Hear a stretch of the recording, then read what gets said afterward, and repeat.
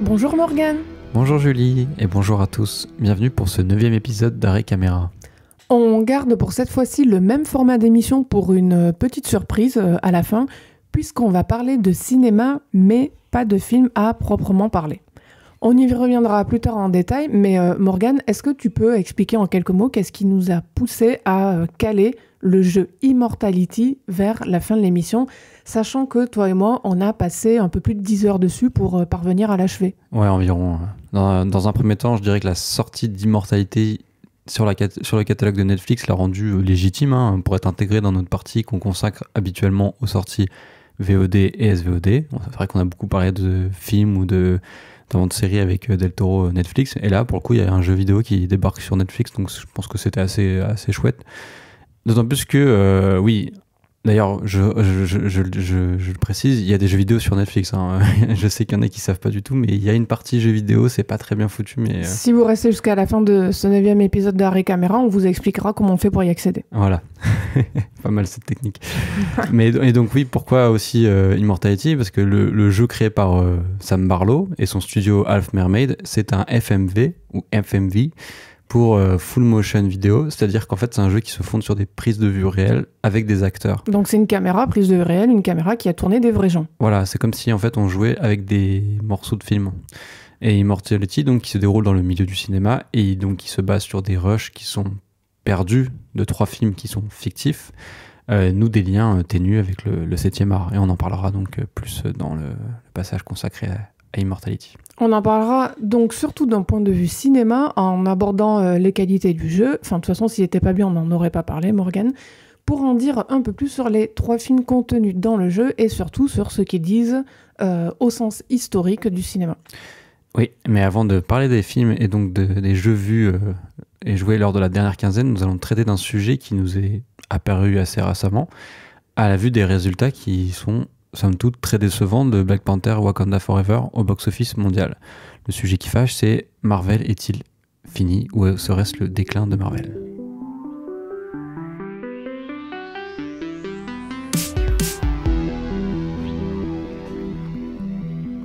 Marvel est-il fini ? Donc avant de parler de ça, il faut qu'on revienne sur ce qu'on entend par le terme Marvel. Donc ce Marvel, un rappel qui sera inutile pour la plupart des gens, mais on ne sait jamais. Ce sont d'abord des comics publiés dès 1938, qui ont eu, je crois, Morgane, beaucoup de succès. Ouais. Et qui, pour certains, ont eu droit à leur adaptation cinématographique via, entre autres, parce que je ne crois pas que ce soit le seul moyen, la société de production Marvel Studios, rachetée fin 2009, ça c'est pour la chronologie, par Disney. Le MCU, Marvel Cinematic Universe, a commencé en 2008.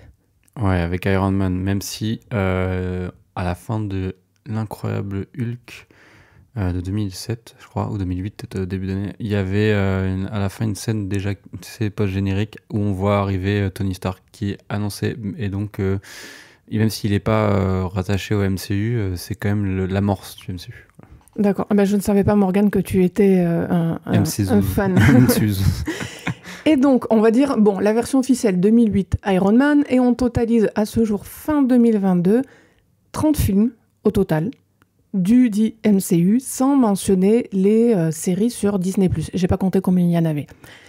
En somme, pour résumer, beaucoup de contenus culturels qui, pris dans leur totaux, là encore, je parle que pour les films, ont coûté en tout quasiment 6 milliards de dollars et en ont rapporté plus de 28 milliards de dollars. Oui, vous avez bien entendu, 28, soit quasiment 5 fois le montant investi. À titre personnel, j'aurais adoré trouver une assurance vie qui fasse la même chose, mais malheureusement, ça n'existe pas. La poule aux œufs d'or. C'est énorme. C'est sans compter ce que rapportera au final Black Panther 2, donc Wakanda Forever, encore en cours d'exploitation dans les salles de cinéma. Pourtant, ça paraît peut-être hardi de notre part à Morgane et moi. On table sur une phase descendante pour la licence mère de la maison Disney et je ne pense pas que ce soit une projection parce qu'on a des arguments à faire valoir. Est-ce que Morgane, tu peux apporter des précisions ?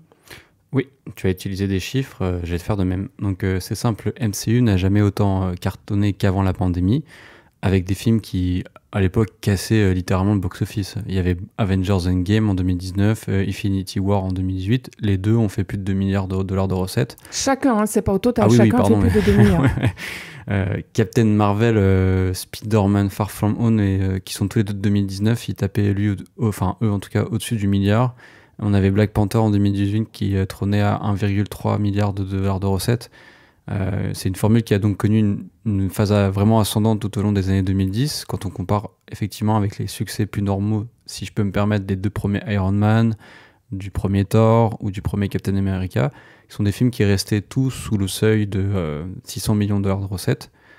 Seule anomalie depuis 2019, effectivement, le carton fin d'année dernière, fin 2021, de Spider-Man No Way Home, qui a quasiment fait 2 milliards de dollars de recettes, c'était 1,9. En France, il y avait eu plus de 5 millions d'entrées, je crois. 7 millions même, je crois que c'est le plus gros carton en France du Marvel, du MCU. Ouais. Ok. Ouais.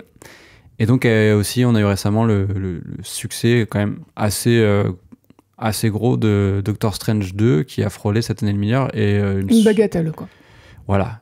Mais par rapport au premier, c'est bien parce que je crois qu'il avait fait que 400 millions et quelques. Oui, donc c'est quasiment... Oui, c'est un peu plus du double, effectivement. Donc, rien d'alarmant, vous me direz, mais des films comme Black Widow, Shang-Chi, Les Éternels ou même le dernier Thor, Love and Thunder, tous sortis entre 2021 et 2022, ont connu des scores qui, eux, étaient largement plus décevants, dont en dessous des 800 millions de dollars de recettes, surtout pour Thor, puisqu'ensuite, les autres, c'était à la limite des 400 millions. C'est plus inquiétant pour Marvel, c'est que les films qui ont le moins bien marché, ce sont ceux qui sont centrés sur de nouvelles figures héroïques, censées reprendre la suite après Iron Man, Captain America et même Thor, qui risque de partir d'ici quelques films. Le succès du dernier Spider-Man est d'ailleurs lui-même à remettre en contexte du film, qui est une sorte d'apothéose geek où se croisent 3 générations de films de Spider-Man. Il y a Tobey Maguire des Spider-Man de Sam Raimi, il y a Andrew Garfield de ceux de Mark Webb, et donc, j'ai plus son nom, Tom Holland des films de John Watts. Donc voilà, c'est un peu le Avengers de Spider-Man. Oui, c'est-à-dire qu'on peut aussi supposer qu'il a fait autant de recettes et par extension autant d'entrées, parce que se sont retrouvés en fait plusieurs générations de spectateurs au cinéma qui avaient notamment évolué, grandi avec ces personnages-là dans Spider-Man. Exactement, d'autant plus que les premiers Spider-Man de Sam Raimi, déjà à l'époque, c'était des films qui faisaient des records. Donc en fait, voilà, Spider-Man, ça a toujours été un personnage qui a passionné les gens, sauf peut-être le The Amazing Spider-Man 2, je crois, avec Andrew Garfield, qui n'a pas très bien marché. En somme, les figures du renouvellement chez Marvel font moins se déplacer le public en salle que les anciennes auxquelles il était plus habitué. C'est donc aussi une question quelque part de notoriété. 400 millions de recettes, c'est énorme sur le papier, mais là où parfois on obtient le double, voire quasiment le triple, eh bien oui, ça peut être décevant. Et pour remonter sur la notoriété, c'est d'autant plus probant qu'en fait, le problème du MCU, c'est qu'ils ont commencé avec les personnages les plus emblématiques. Et là, on a les pour aller vers les secondaires. Voilà, et du coup, forcément, je pense que ça joue. Ah bah, quand on racle les fonds de tiroir, faut pas s'attendre à avoir un tas d'or. Concrètement, donc, le résultat au box-office des films Marvel a forcément un impact sur le cours de l'action Disney, à l'instar du nombre d'abonnés à Disney+, ce qu'on a vu très souvent. Le profit actionnarial veut qu'on en fasse de toute façon toujours plus. Si on peut avoir du milliard, 400 millions, ce sera considéré comme trop peu et comme pas assez rentable. Alors officiellement, on peut arguer que c'est la faute au Covid et au stop and go côté ouverture des salles de cinéma. Sauf qu'il y a d'autres films récents qui ont dépassé le milliard côté recettes. Et vous les connaissez, en dehors de Disney. C'est Top Gun Maverick et Jurassic World. Pourquoi Marvel n'y est pas arrivé depuis les 3 films qui ont suivi Spider-Man No Way Home, à savoir Doctor Strange, Thor Love and Thunder et Black Panther Wakanda Forever? Est-ce que c'est parce que les spectateurs auraient déserté les salles de cinéma, là aussi, ou à cause de la lassitude vis-à-vis du MCU, ou à cause des deux? Ouais, c'est vrai qu'on peut se poser la question.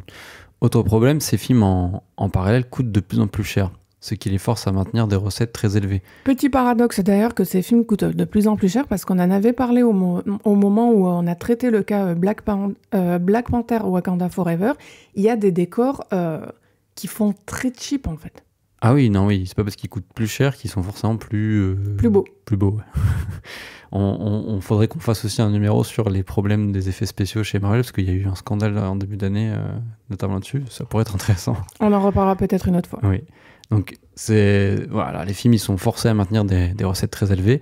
400 millions de dollars, ça ne va pas pousser les producteurs, les financiers à maintenir à flot le MCU sur le très long terme. Et je dis ça si ça continue. Hein. On ne sait jamais, si d'un coup les films refont beaucoup, ça sera différent.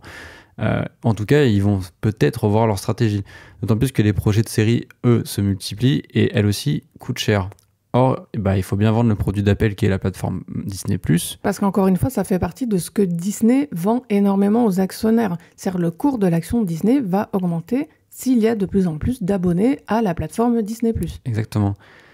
À mon avis, à un moment, cet équilibre va finir par rompre. Il suffit de voir la carrière de Black Panther 2 pour se rendre compte d'une forme, comme tu disais, de lassitude du public. Le film a connu une première semaine exceptionnelle, divisée par plus de 2 je crois que c'était même 60% lors de la deuxième semaine, et encore divisé par 2 la troisième semaine. Ce qui est énorme. Ouais, c'est un truc de fou. Il n'y a pas de bouche à oreille positif ou de curiosité d'un public qui n'est de base pas forcément friand des films de super-héros, mais qui, à l'époque, c'était peut-être laissé entraîner en salle pour Avengers ou le premier Black Panther, le côté surprise, ou Avengers, le côté massif du truc, il faut aller le voir, quoi. Je pense même qu'une partie du public qui est aficionado, qui est fan du MCU, lui-même s'est lassé et déçu notamment à cause de la qualité des films qui n'est pas vraiment... On va dire qu'elle est variable pour être gentil. Ouais, voilà, très gentil. Et je pense que ces gens ont décidé de renoncer, de dépenser, s'ils n'ont pas les forfaits limités ou je sais pas quoi, ils ont décidé de renoncer à dépenser 15 € ou dollars par séance. D'autant plus que, pourquoi on dit 15 € par séance? Parce que là où on a parlé au précédent épisode, Morgane, du prix du cinéma, un film art et essai va coûter, on va dire, aux environs de 7 €.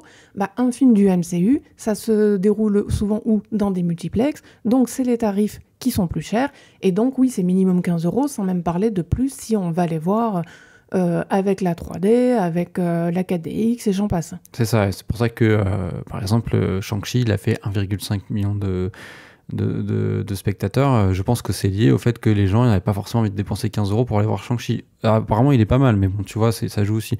Et donc, voilà, je pense que les gens se résignent maintenant à attendre la sortie de certains des films du MCU en DVD, VOD ou SVOD. Parce qu'ils se disent, quelle différence si je le vois au cinéma ou, je dis n'importe quoi, 6 mois après sur ma télé. Il n'y a pas de plus-value, voilà. Et si ce constat concerne les productions Marvel, on peut également le faire sur tous les films de super-héros. Par exemple, l'exemple probant actuel, c'est Black Adam. Donc Black Adam, c'est DC Comics. Ouais, le DCEU, comme ils disent. Sur le même modèle DC que MCU. Extended Universe. Merci. Et donc, qui est un échec, puisqu'il n'a même pas fait 400 millions de recettes mondiales, alors qu'il en a coûté 200. Et on compte pas tout ça. Je précise que tous les prix, tous les budgets dont on fait référence, c'est hors prix communication. Donc voilà, c'est juste les prix de production. Donc au contraire, on peut s'attendre à ce que Avatar 2, pour le coup, va cartonner et confirmer le désintérêt progressif des spectateurs pour les Marveleries. En tout cas, c'est un pari qu'on fait au vu aussi de ce qu'on voit, de ce qu'on entend et de ce qu'on ressent aussi vis-à-vis de l'attente du film.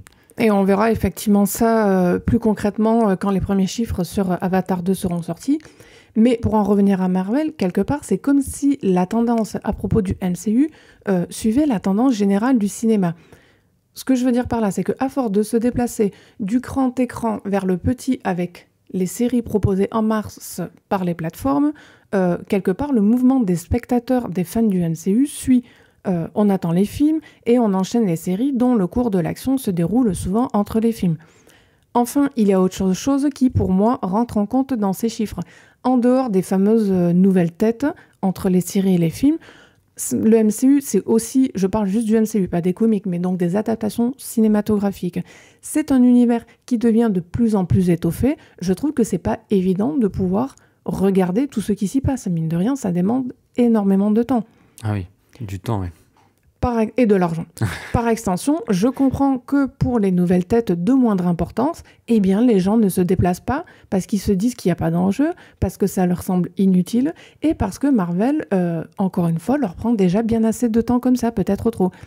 Il faut aussi dire que les nouvelles têtes n'ont apporté aucun renouvellement côté narration, mise en scène esthétique, et j'en passe.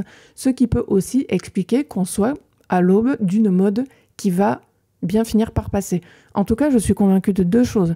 1, les fans de Marvel deviendront sûrement à l'avenir de plus en plus de fans de séries Marvel, et plus de l'univers dans son entièreté, film compris, et que l'esthétique Marvel, cinéma et séries inclus, est condamnée à mal vieillir d'ici au plus tard 10 ans.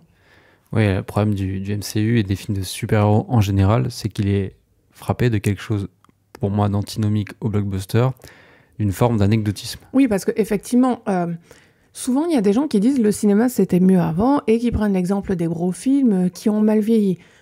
Je ne suis pas d'accord avec ça, mais quitte à donner un petit peu raison à ce passéisme, on peut le dire, il y a des vieux blockbusters qui, effectivement, vieillissent mieux que des Marvel tout récents. Ouais. Et ils se banalisent. Or, les blockbusters, ce sont des films qui sont censés créer l'événement. La traduction littérale du terme, pour rappel, c'est blockbuster, ça veut dire faire exploser le pâté de maison. Donc voilà, il y a une idée de waouh, ça crée l'événement, oui, ça va tout casser. Donc que ce soit esthétiquement ou thématiquement, les films de super-héros excitent moins les gens. Il y aura toujours des irréductibles mordus de l'univers et quelques curieux, mais les majors hollywoodiennes doivent réfléchir, à mon sens, à la manière dont elles vont se renouveler. Pour rappel, fait extraordinaire, la Warner a même annulé purement et simplement la sortie de Batgirl qui était déjà tournée et prêt, il me semble. Et puis là, il y a aussi 100 millions. Wonder Woman 3 fini. Sortie des plannings. Après, bon, ça arrive, mais voilà. Oui, enfin, ça reste quand même la licence Wonder Woman, oui. Qui avait... C'est ça. Donc le film ne sortira jamais. Les enjeux économiques sont énormes et la planification sur plusieurs années des films accroît les risques. Il faudrait peut-être faire confiance aux cinéastes ou les mettre au cœur des projets plutôt que les considérer comme des techniciens. On rappelle que la plupart des réalisateurs et réalisatrices qui font les films Marvel, à moins d'être un spécialiste, personne ne connaît leur nom. À part ceux qui éventuellement... À part les grands noms, voilà, déjà. Qu'ils utilisent pour Chloé Zhao. Et encore, je suis pas sûr que les fans de Marvel... je suis pas certaine non plus. Ou bien améliorer l'écriture, la rendre moins générique, moins sérielle aussi. Ou bien les majors devraient peut-être étudier leur cible. Les fans de films de super-héros, ils ont vieilli. Le public jeune s'intéresse davantage, par exemple, aux jeux vidéo ou aux mangas. Ce sont là certainement, pour moi, les prochaines grandes sagas, on va dire, cinématographiques qui verront le jour. Sony a d'ailleurs déjà emboîté le pas avec des adaptations à l'appel prévues en salle et sur les petits écrans. Uncharted, ça avait pas si mal marché que ça. Ça avait pas trop mal marché. Mais il y avait aussi la figure de Tom Holland à l'intérieur. Voilà, et il y a d'autres films qui vont sortir l'année prochaine, donc ça va être un révélateur. Donc je pense qu'on doute que ce soit un projet éphémère, à moins que, oui, effectivement, le public n'adhère pas. Donc on sent en tout cas que, et ça fait du bien, que les spectateurs on a un peu marre qu'on se foute de leur tronche. On reste sur les super-héros en enchaînant avec notre premier film sélectionné parmi les sorties de la dernière quinzaine, Fumer fait tousser de Quentin Dupieux.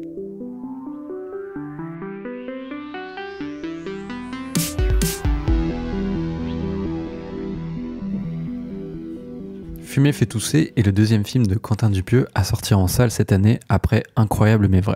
Le cinéaste, qui est d'abord un compositeur de musique, qui est connu sous le nom de Mister Oiseau, est en train de devenir l'équivalent de Hong Sang-soo en France. Toute proportion gardée. Il y a même une appétence pour les petits budgets, mais pour des productions foncièrement certes différentes, basées sur l'étrange et inspirées par le cinéma bis. Distribué en salle le 30 novembre par Gaumont, peux-tu nous résumer le film, Julie ? Un groupe de 5 justiciers, les Tabac Force, est envoyé dans une retraite pour renforcer la cohésion de groupe par leur chef, qui est ni plus ni moins qu'un rat. Qui s'appelle Didier. Le séjour se passe pas trop mal entre histoire racontée autour du feu et repos forcé, jusqu'à ce qu'une menace très grave et mondiale se profile.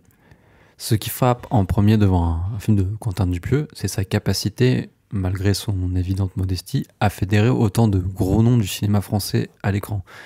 Donc on a eu par le passé Alain Chabat, Benoît Poelvoorde, Jean Dujardin, Éric et Ramsey. Dans Fumer fait tousser, on retrouve les deux premiers, donc Chabat et Poelvoorde, dans cette fois de tout petits rôles, ainsi que Gilles Lelouch, Vincent Lacoste, Adèle Exarchopoulos, Dora Tillet ou encore Anaïs de Moustier. Effectivement, casting français royal. Voilà. Et il est vrai qu'il y a de quoi attirer ces acteurs qui trouvent dans le cinéma de Dupieux des rôles qu'ils n'auraient pas ailleurs. Des personnages qui sont souvent ridicules, qui ne suivent pas des figures classiques du cinéma, elles-mêmes inspirées habituellement par le théâtre et la littérature. Là, on est sur un art du contre-emploi qui pousse les acteurs à se dépasser ou au moins à montrer autre chose. Ici encore, on s'amuse à voir des plus grosses stars françaises déguisées dans des costumes cheap de Power Rangers, affronter des créatures qui sont de la baudruche. Après, malheureusement, on a aussi l'impression d'être devant un caprice du cinéaste. À force de regarder des films de Dupieux, en fait, moi, de mon côté, je finis un petit peu par m'ennuyer. Je ne suis pas spécialement une fan de son cinéma sans non plus le détester. Et ce, malgré une durée suffisamment courte pour que ça aille vite. Je sais que beaucoup verront dans Fumer fait tousser quelque chose de plus profond que le voyage en absurdie, au-delà de son humour si caractéristique et donc très reconnaissable, avec effectivement son histoire de Power Rangers en toque qui se battent avec des composants de cigarettes, comme l'indique leur nom, ou la fin du monde en approche. On peut trouver le film déprimant, bourré de références, pas si léger qu'il en a l'air sur le papier, mais il y a quelque chose d'un petit peu vain là-dedans. Je sais à quoi m'attendre quand je vais voir un Dupieux, je sais peut-être trop à quoi m'attendre. Ça marche quand il y a aussi d'autres choses, comme de la tendresse. C'était le cas avec Mandibule. C'est bien qu'il ait autant de projets, mais là, je ne suis pas certaine d'être tombée sur le bon. Les acteurs font le boulot. De mon côté, j'ai particulièrement apprécié Pascal Zadi, qui se fait d'ailleurs de plus en plus récurrente dans le cinéma français, pour mon plus grand plaisir, mais ça va pas plus loin. De mon côté, j'avoue que j'ai manqué ces deux derniers, je l'avoue, certainement parce que je trouvais que le cinéaste s'essoufflait déjà avec Le Dain en 2019, après avoir pourtant tourné qui sont pour moi deux de ses meilleurs films, Réalité en 2014 et Au Poste en 2018. C'était très bien Au Poste, effectivement. Ouais. Le cinéma de Dupieux, c'est un cinéma de pastiche, du décalage, qui fonctionne parce qu'il apporte sa propre bizarrerie, sa touche à des univers qui sont bien connus, donc c'est référencé. Mais il y a également un souci d'écriture, une logique du sketch, du malaise ou encore du collage. Je retrouve ça dans Fumer fait tousser, mais avec beaucoup moins d'idées, et on peut le dire, de génie. Comme si Dupieux faisait son propre pastiche. À mes yeux, Dupieux, il a tort d'abandonner son récit je dis Bioman, Sankukai, Power Rangers, voilà. Alors, qu'est-ce que c'est Bioman, Sankukai? Parce que moi, je ne sais pas ce que c'est. En fait, c'est... tu vois, les Power Rangers? Oui. En fait, c'est un... comment ça s'appelle le nom? C'est Sentai ou je sais plus quoi. C'est le type de... C'est le genre d'histoire? Voilà. Et en fait, Bioman et Sankukai, c'est les premiers, les plus connus, c'est japonais. D'accord, donc... Power Rangers, c'est une version américaine de... Ok, d'accord, je vois. Donc c'est le même genre et Power Rangers, c'est la version américaine déclinée de ces choses-là. Voilà. Je sais pas bien le prononcer, de Sankukai et Bioman. Merci Morgane. Donc pour moi, Dupieux, il a tort d'abandonner ce récit-là pour ces personnages qui vont d'ailleurs en vacances pour filmer des récits qui deviennent des récits oraux, qui sont des micro-films de Dupieux, hélas anecdotiques dans la forme où ils nous sont présentés. C'est vrai qu'ils sont assez inégaux, sauf un que tu as relevé qui t'a plus plu que les autres. Celui que je préfère, c'est le sketch avec Blanche Gardin, même s'il s'essouffle un peu, mais qui fonctionne très bien dans sa cruauté. Bon, à la limite, si le film ça avait été juste un film à sketch, s'enchaînant sans avoir besoin de passer par l'intrigue principale, inintéressante et vraiment pas drôle, je pense que là, ça aurait mieux fonctionné. Parce qu'elle n'est pas du tout exploitée non plus, cette intrigue principale. Il faut dire qu'il y a quelque chose d'un petit peu trompeur par rapport à ça dans Fumer fait tousser. Son équipe de justiciers de 5 personnes, comme je l'ai dit, ils ont des prénoms rigolos, des super pouvoirs. Il en fait pas grand-chose, tout juste à ton droit à 2 combats vite pliés au début et à la fin du film. C'est plus un empilement de récits mis bout à bout qui tiennent grâce à un lien fragile qu'une histoire dite dans son ensemble se tient vraiment. À part les fans de Dupieux, en fait, je vois pas trop à qui ce film peut plaire et qui il peut convaincre. Oui, il manque au fond l'inquiétude qui se nichait au cœur des premiers films de Dupieux jusqu'à Réalité. On se marrait bien, on était saisi par l'étrangeté exubérante et on sortait des films avec une sorte d'inconfort. C'était là où se trouvait le vertige de son cinéma. Ici, pas Tant-il que là, l'inconfort, comme il est niché au cœur des sketchs, et il apparaît plus anecdotique que vraiment prégnant. Il est plus superficiel, voilà. Ici, paradoxalement, on est dans un film qui pour moi est très confortable, qui ravira les fans, parce qu'on a l'impression de voir des trucs qu'on a l'habitude de voir chez Dupuis, en fait. Sous son apparente profondeur, celle revendiquée par certains, parce que le film, effectivement, traite en surface de maladies et d'écologie. Il n'en reste hélas qu'aux multiples gags foireux. Le seul moment où le film semble décoller, atteindre une forme de vertige, c'est lorsque le robot, à la fin, se met en marche pour changer d'époque.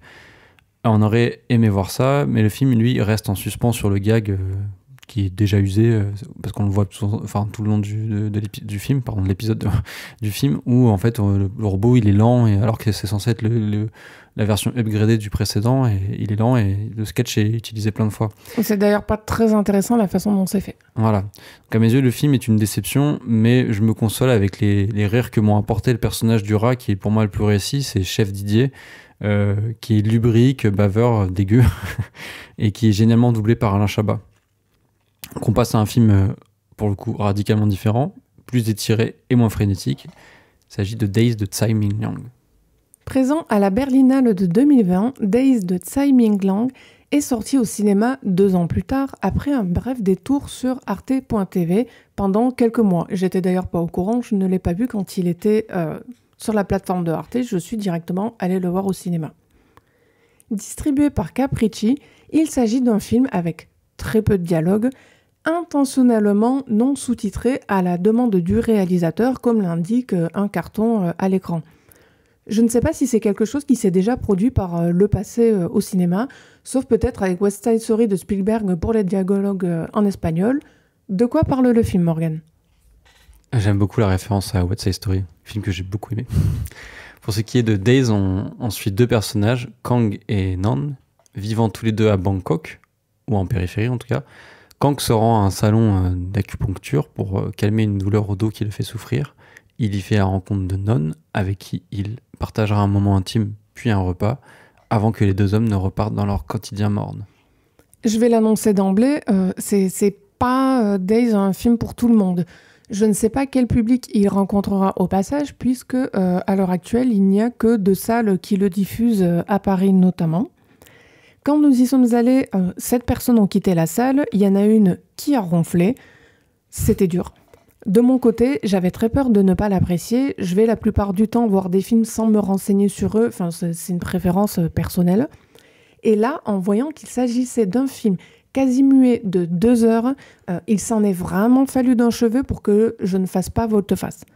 Finalement, ça s'est bien passé, c'est étonnamment passé vite et il y a des scènes très belles du genre qu'on voit peu au cinéma. C'est très bien passé parce que Tsai Ming-liang est un cinéaste hors du commun qui s'enfonce pour le coup de plus en plus dans la radicalité. Toutefois, à la différence d'autres réalisateurs qui font la même chose, il ne fait pas de films abscons. Il a certes déclaré qu'il trouvait de plus en plus d'intérêt à tourner des films pour des musées, mais on ne peut nier la puissance cinématographique d'une œuvre comme Days. Il n'y a plus de scénario. Tsai Ming-liang dit vouloir se débarrasser de toute l'artificialité que cela implique, donc d'avoir un scénario. Alors concrètement, je dirais qu'il y a un scénario, mais il est réduit à une ligne, on va dire, ou 2.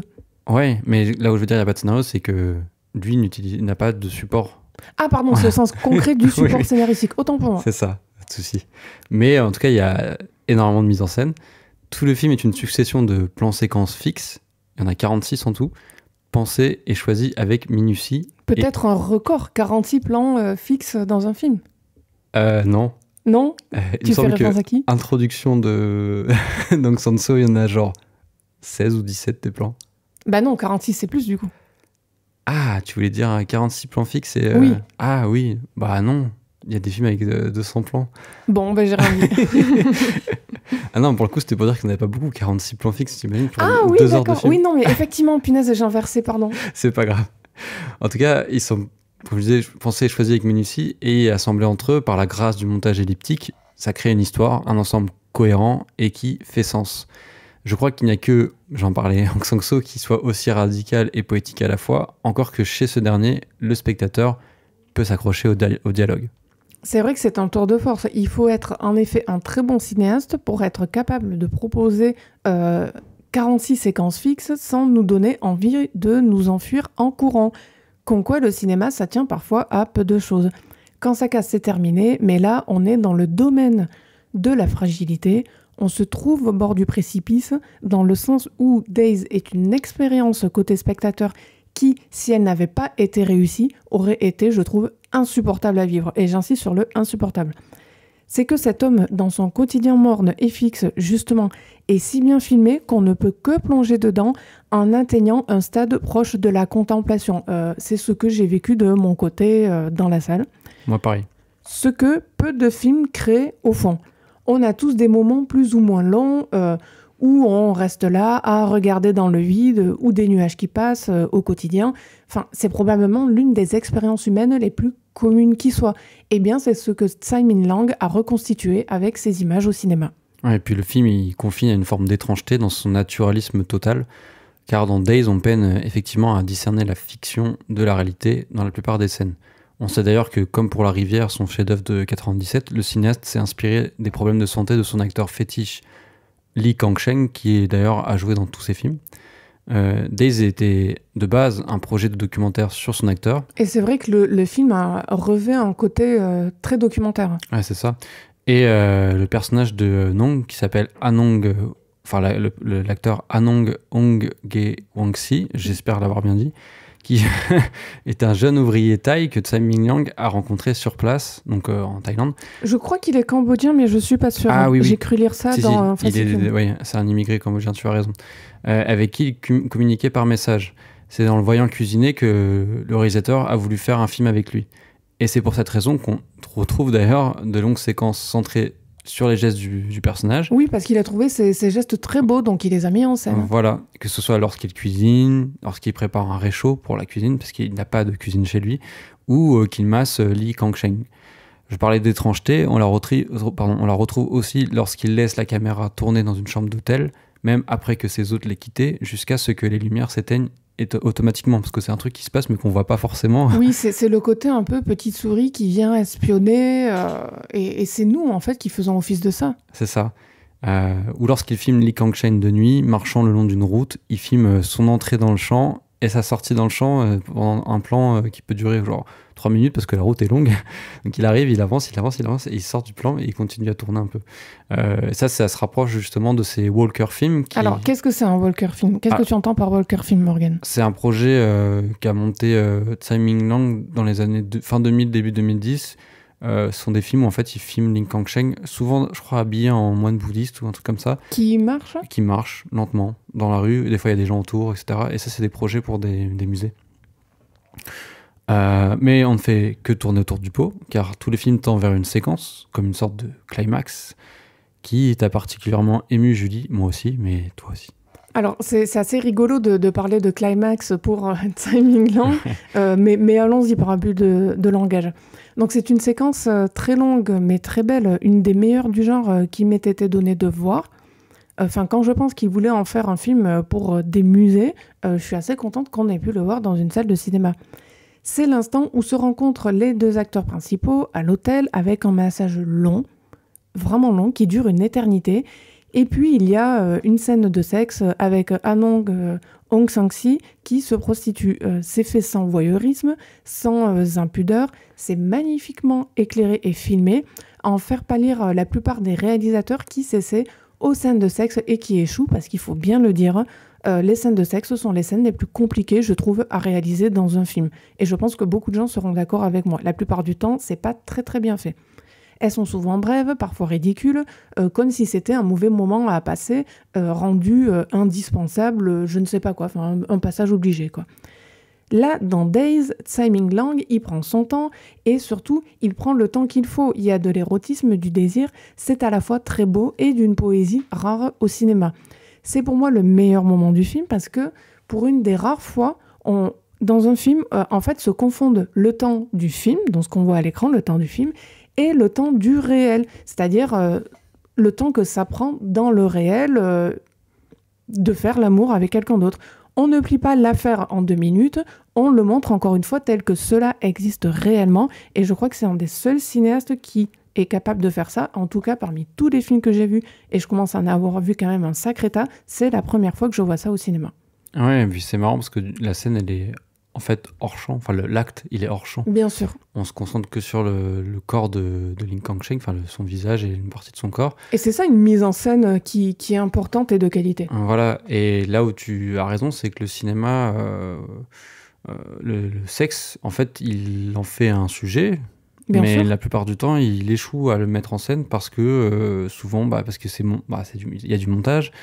Et en fait, il faut pas non plus que ce soit trop long parce que voilà. Oui, pour des exigences aussi cinématographiques. Là, forcément, il a pas d'exigence, on va dire, mercantiliste ou de producteur ou quoi que ce soit. Voilà. Enfin, il fait un peu ce qu'il veut. Et comme il fait ce qu'il veut, qu'est-ce qu'il fait? Il le fait bien.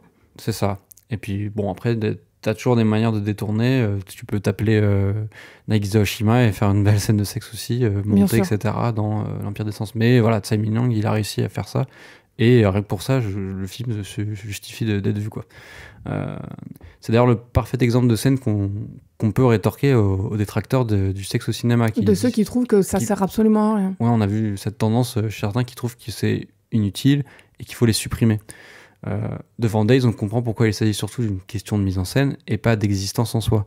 Days rejoint en tout cas, comme je disais, au Panthéon les films les plus mémorables sur l'érotisme. Bon, par exemple, j'avais dit Empire des Sens, mais il y a aussi, je pense, à Basic Instinct, les films de Valerian Borowicz ou Jess Franco ou encore Catherine Breillat.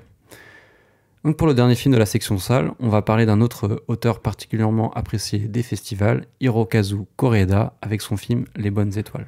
Avec Les Bonnes Étoiles, Hirokazu Koreeda poursuit son tour du monde post-Palme d'Or. Donc après La Vérité en France, le film c'est La Vérité. Il a donc tourné un film en Corée du Sud avec 2 des acteurs les plus connus du pays et familiers du cinéma d'un autre palmé, Bong Joon-ho.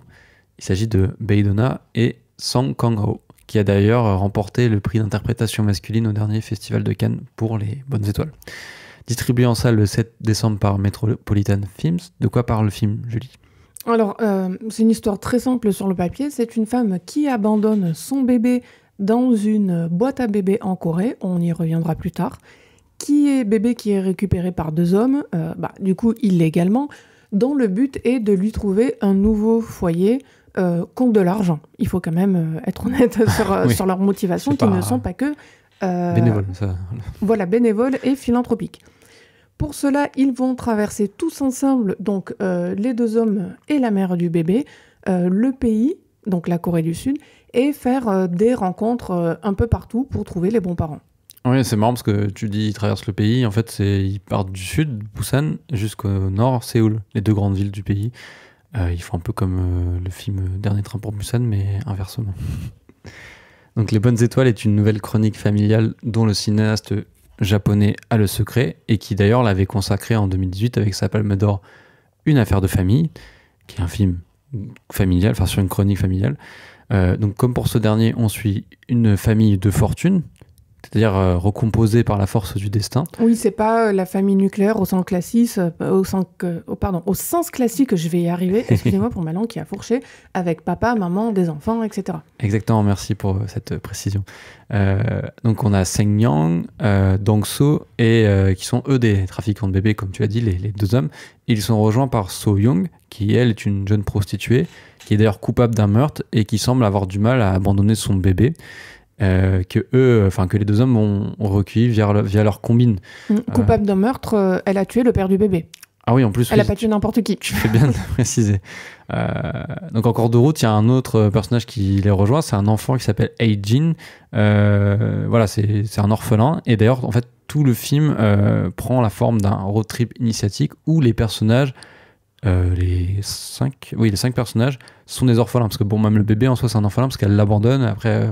Oui, par abus de langage, ils sont orphelins dans le sens où leur manière de s'être construit, d'avoir grandi, etc. Si ils ont pu bénéficier à un moment donné d'une autorité ou d'une figure parentale, ils ont été cassés à un certain endroit. Exactement. Et donc tout le film, à travers ce road trip, ça va leur permettre d'apprendre à s'aimer et former une famille. Le film aurait pu se contenter de n'être que cela, mais Koreeda, lui, ne peut s'empêcher d'y mêler une autre intrigue policière qui, à mes yeux, est complètement inutile. Et pas seulement l'intrigue policière, il y en a quelques-unes des intrigues, mais on va y revenir. Ce sont plein d'histoires en fait qui s'en mêlent entre elles durant 2 heures et quelques, 2h10, 2h15. Oui, c'est 2h10, ouais. La principale, avec donc ce bébé Rousang qu'il faut placer, et si possible, comme je l'avais dit, à bon prix. C'est tout l'enjeu, on va dire, éthique du film. Puis il y a les policiers qui veulent stopper les trafics d'enfants et il y a même des mafieux qu'on voit finalement très peu entre petites frappes et grands pontes, censés donner plus de corps à l'intrigue. Donc ça fait beaucoup de choses. Et comme souvent quand c'est le cas, en fait on finit par abandonner des pistes pour se recentrer sur d'autres, ce qui fait que la moitié du film au moins a un côté inutile et cul-de-sac qui le rend, j'ai trouvé, interminable. Koreeda se débrouille très bien avec les enfants. Ce sont d'ailleurs leurs personnages que j'ai trouvés parmi les plus émouvants, bien plus que ceux des adultes. Ils ont des vrais dialogues, c'est très bien écrit, les dialogues des enfants. Des moments attendrissants et souvent drôles aussi. Après, le reste, c'est plus anecdotique.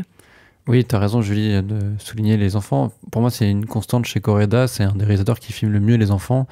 Il y avait Nobody Knows, c'est un des films qu'il a fait le plus connaître. Tel père, tel fils, beaucoup d'histoires autour des enfants. Et même dans Sa Palme d'Or, une affaire de famille, oui. Les enfants étaient très bien. Oui, non, mais c'est ça. J'aime beaucoup justement les scènes entre le personnage d'escroc qui est joué par Song Kang-ho et le petit enfant Ae-jin.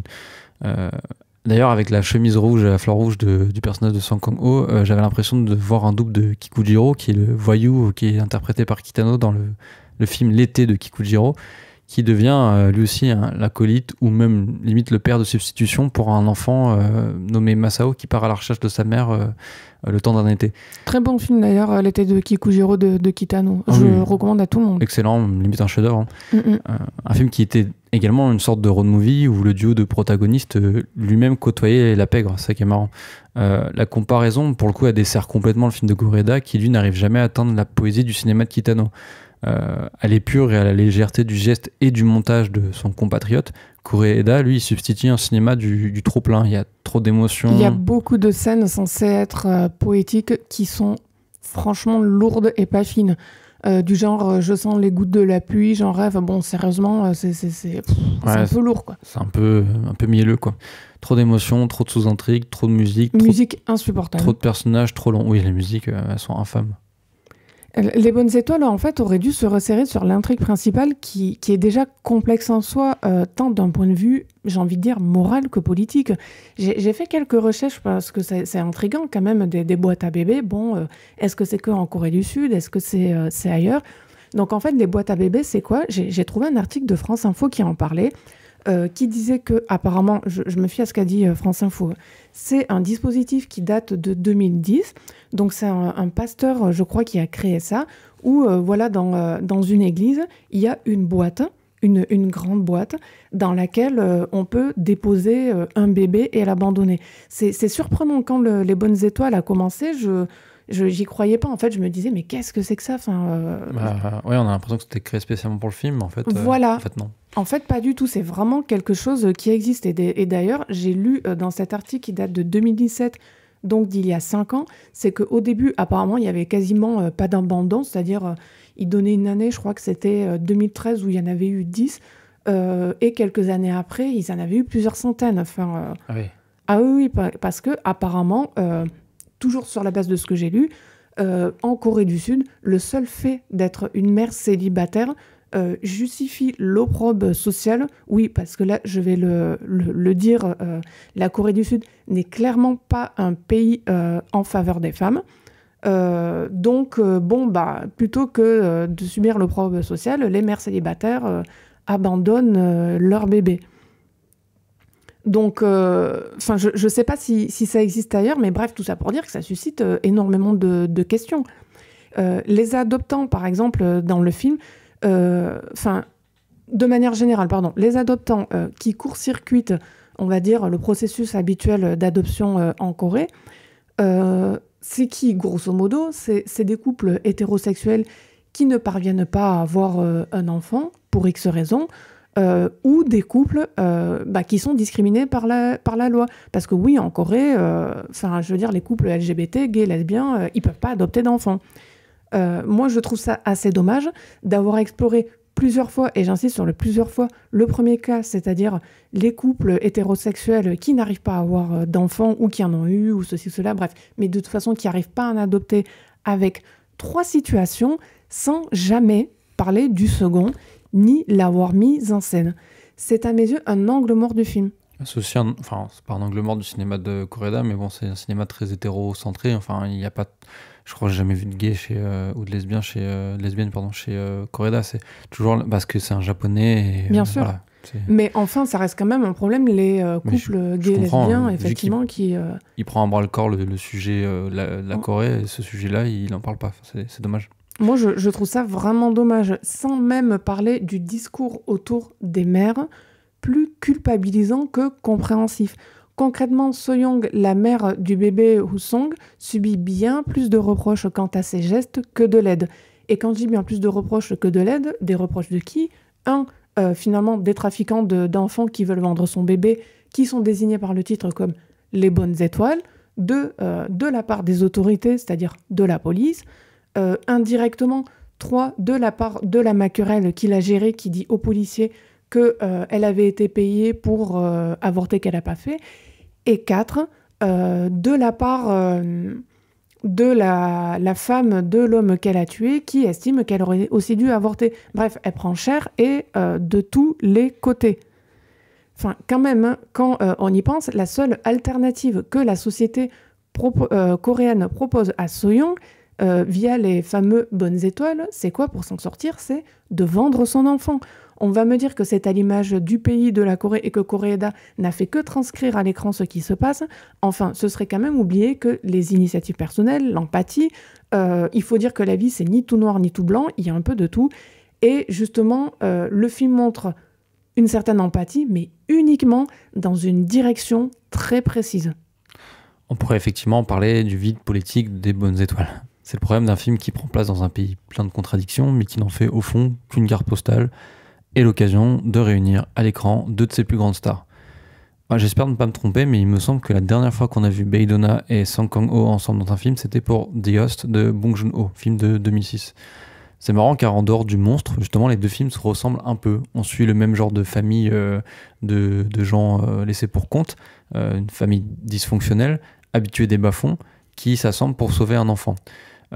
Mais Bong Joon-ho, lui, portait un regard on va dire, précis et bien érudit sur la société coréenne.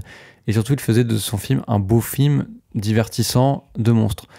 Les bonnes étoiles, lui, je trouve que c'est même pas un bon mélo. C'est vrai, et quitte à continuer la comparaison avec le cinéma de Bong Joon-ho ou le cinéma coréen en général qui met en scène des policiers, dans la liste de ce qu'il fait défaut à Les Bonnes Étoiles, comme si ça ne suffisait pas, il faut aussi mentionner le manque effarant d'alchimie entre les 2 femmes du duo policier, Bae Dong-ha justement et Jo Young-lee. C'est d'autant plus dommage que, de mémoire, alors que le duo policier est une figure constante du cinéma coréen, c'est bien la première fois qu'on en rencontre un de duo composé exclusivement de 2 femmes. Enfin, moi, je n'ai pas le souvenir de ça dans des films coréens. Je ne sais pas toi, Morgan. Oui, enfin, il y a un film...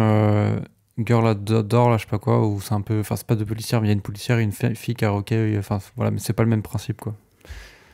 Là, donc, du coup, sur 2 femmes policières, il y a les ressorts comiques, il y a des tentatives de la part de Koreeda, ça marche pas vraiment, c'est tout juste si ça arrache un sourire. Pas plus que les différences de point de vue entre les 2 qui sont rapidement évoquées, mais qui donnent lieu à aucun échange, aucun débat. C'est des séquences très anecdotiques en fait, alors qu'elles sont plutôt longues en fait, je trouve. Oui. Et il y en a pas mal, mais en fait, et d'ailleurs c'est pour ça que c'est marrant, je me suis dit en sortant de la salle, mais pourquoi il a demandé à Bae Dong-ha de jouer dans le film alors qu'elle a un rôle totalement gras qui... N'importe qui aurait pu faire qui sert à pas grand chose alors que c'est quand même une grande actrice. Enfin, bon, c'est assez marrant, après c'est un terrain caprice, mais voilà. Bien sûr. Bref, du coup, pour Les Bonnes Étoiles, pour conclure, on n'a pas été des masses convaincus.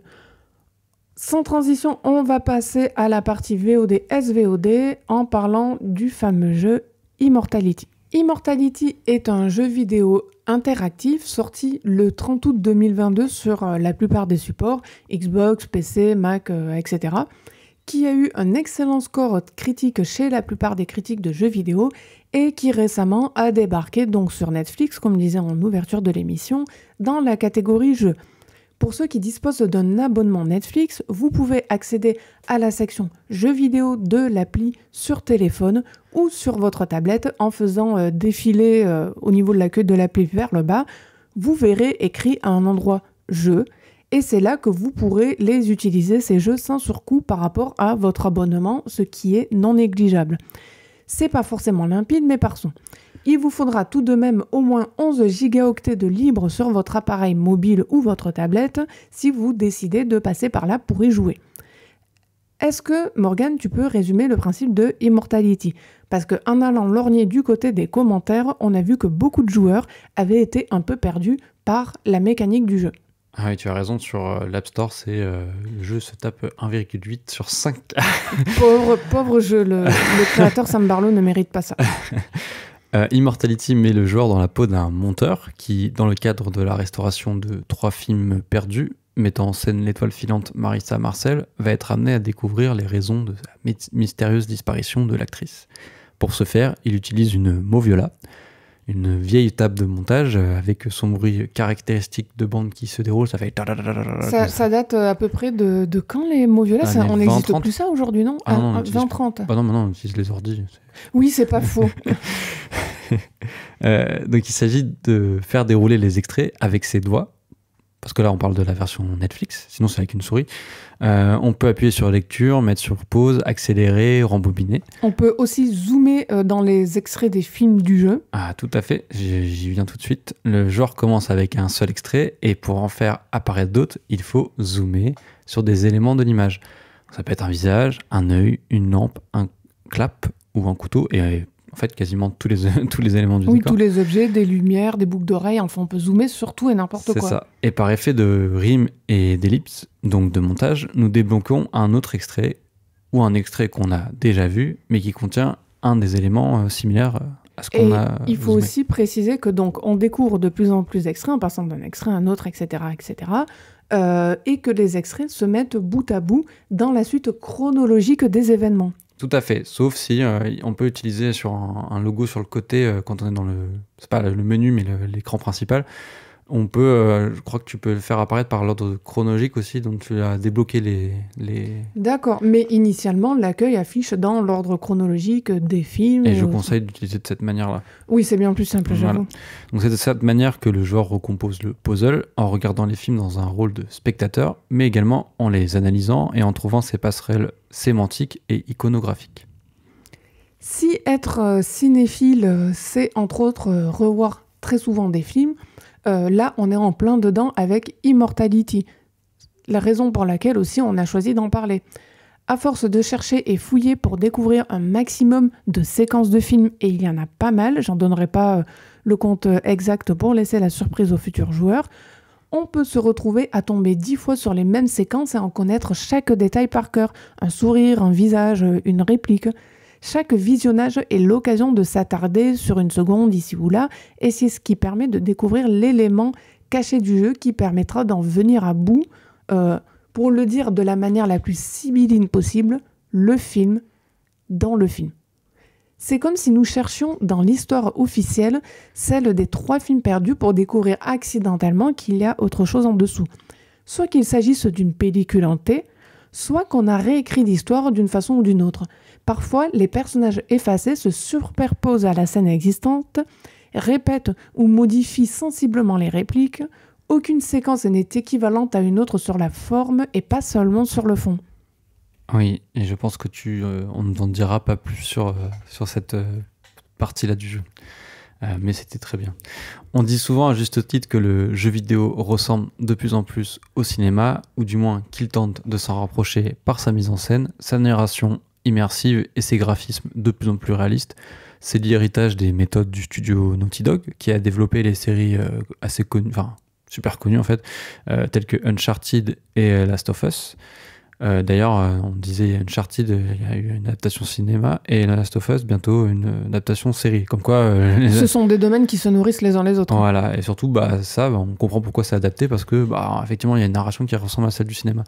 Ou encore au jeu d'Hideo Kojima. Je cite par exemple Death Stranding, le dernier qui est sorti en 2019, où on a carrément des acteurs qui sont... des grandes figures du cinéma. Ouais, qui sont dans le jeu. Donc on croise Léa Seydoux, Norman Reedus, qui est le personnage principal qui était dans Walking Dead, et même Guillermo del Toro, Nicolas Winding Refn.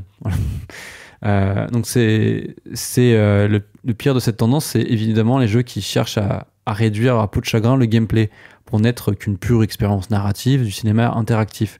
Je trouve que Immortality est justement le jeu qui réussit le mieux cet équilibre entre le jeu vidéo et le cinéma, en parvenant souvent à une zone trouble où on se demande concrètement si on n'est pas plutôt devant un film, mais en nous sortant l'instant d'après par l'acte de manipulation de l'image ultra ludique et qui ne peut être en soi qu'un geste de jeu vidéo. La grande intelligence du jeu, et par laquelle il approche au mieux le cinéma, c'est dans le fait que le joueur conçoit sa propre trame, son propre scénario, en débloquant les extraits, parce qu'il n'est jamais dirigé. Il est lui-même une sorte de metteur en scène, et le jeu nous le fait d'ailleurs souvent comprendre par le biais d'un procédé dont je n'oserais en dire plus, pour ne pas vous gâcher la surprise, et qui rejoint ce dont parlait Julie. On passe effectivement son temps à combler les trous en avançant de séquence en séquence. Je trouve d'ailleurs que plus on avance, plus on se retrouve avec des questions qu'avec des réponses. Et c'est là aussi la force de Immortality, qui a un côté poupée gigogne.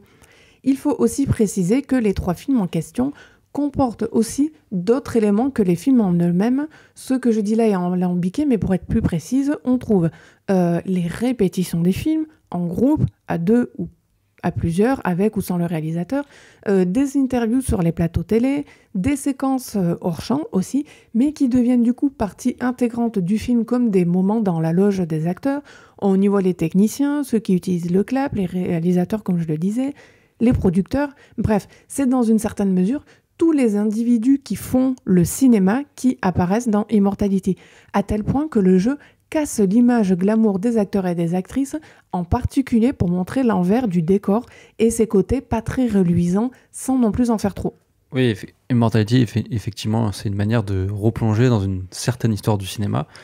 On peut par exemple voir dans le réalisateur libidineux du premier film, Ambrosio, adapté du roman Le Moine, à un double d'Alfred Hitchcock. Il lui ressemble d'ailleurs physiquement, les postures, le langage, on pense de suite à Hitchcock. Oui, c'est clair. Et le thème du film aussi, ça fait très Hitchcockien. Tout au long du jeu, on fait face à des personnages d'actrices maltraitées, manipulées, violentées. En cela, ça ressemble énormément au film de Lynch, et notamment Mulholland Drive, ce qui d'ailleurs n'est pas hasardeux, parce que Barry Gifford, qui est notamment l'auteur du bouquin Wild at Heart, qui adapté en film et notamment connu en France comme sous le nom de Sailor et Lula, la Palme d'Or de Lynch, et aussi le co-scénariste de Lost Highway. Et alors attends, Barry Gifford, c'est donc le co-scénariste de Lost Highway et il est intervenu dans Immortality. Oui, c'est ça, oui, c'était pas clair, excuse-moi. Mais voilà, on retrouve donc au scénario, effectivement, Barry Gifford, surtout sur le 3e film qui s'appelle Two of Everything, c'est celui-là qu'il a écrit. Donc ça pourrait passer pour une sorte d'opportunisme de l'époque, mais le jeu s'inscrit avec intelligence dans une critique du système hollywoodien et également en tant que jeu du monde du jeu vidéo, parce qu'on sait de plus en plus qu'il est loin d'être tout blanc entre d'un côté les accusations d'harcèlement et de l'autre côté les scandales liés au crunch, qui sont ces périodes de travail intense où pour respecter les délais de sortie de jeux qui sont souvent impossible à atteindre dans le respect des lois et de la santé des travailleurs, on les force à faire des semaines de 50-60 heures. On en reste là pour ce 9e épisode d'Arrêt Caméra. Si vous jouez à Immortality et que ça vous plaît, venez en discuter avec nous, histoire de confronter des théories sur le jeu. Le 10e épisode qu'on sortira dans 15 jours vous promet un programme assez chargé. Ouais, côté cinéma, on vous parlera de la grosse sortie de cette fin d'année. Vous en doutez, il s'agit d'Avatar 2 de James Cameron. Aucune surprise. J'ai essayé de faire un suspense, mais ne vous inquiétez pas, on laissera plus que des miettes pour le cinéma d'auteur, avec notamment Corsage de Mary Kreutzer, un film en costume, genre que Julie affectionne particulièrement. Je confirme. Et Godland de l'Islandais Linur Palmason. Enfin, pour la section VOD, SVOD, on traitera de Pinocchio de Guillermo del Toro. Promis, c'est la dernière fois qu'on parlera de Guillermo del Toro de toute notre vie. Alors, on ne sait jamais, hein, si ça se trouve, il y en aura une prochaine.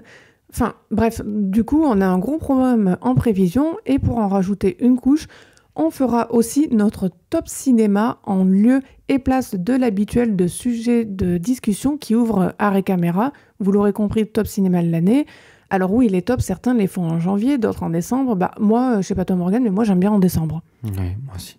Si un film plus tard vaut le coup, de toute façon, on n'hésitera pas à le dire. D'ici là, on vous dit à la prochaine. Salut.